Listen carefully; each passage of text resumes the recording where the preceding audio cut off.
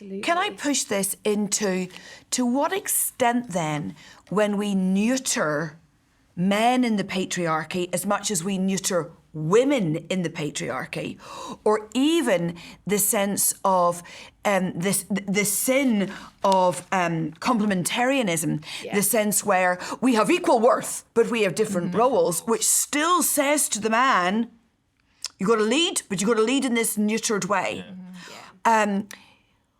I actually think that creates a gender dysmorphia. It absolutely does.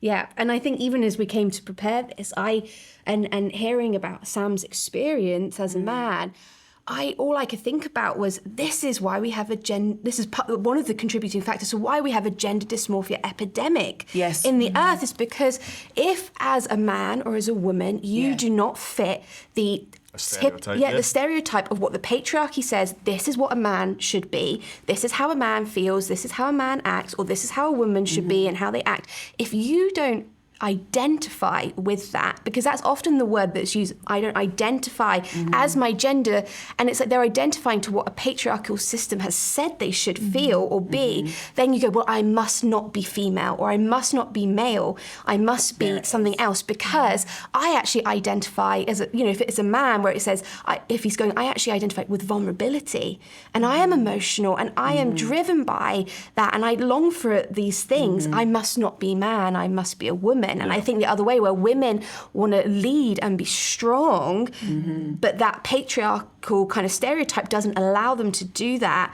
I think there is this disjointedness that goes, well, then I must not be the gender I was born with. Guys, lean in here for a minute, because here we are identifying why we have the gender fluidity, gender dysmorphia epidemic in our nations. It's the sin of the people of God in patriarchy. I am looking straight down the camera at you, my friends.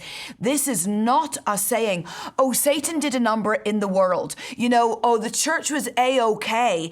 And out here, Satan rampage and stole, this kind of pure holiness off the people. No.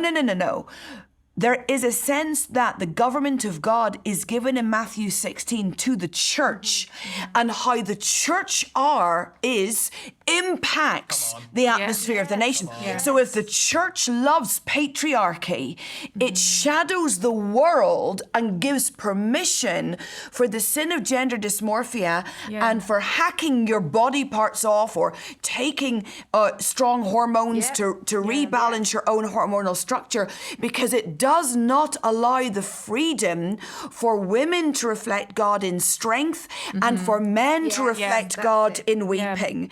And we have created, by patriarchy, an absolute sexual chaos, because strong women are Jezebel, and emotional men are worthy of derision.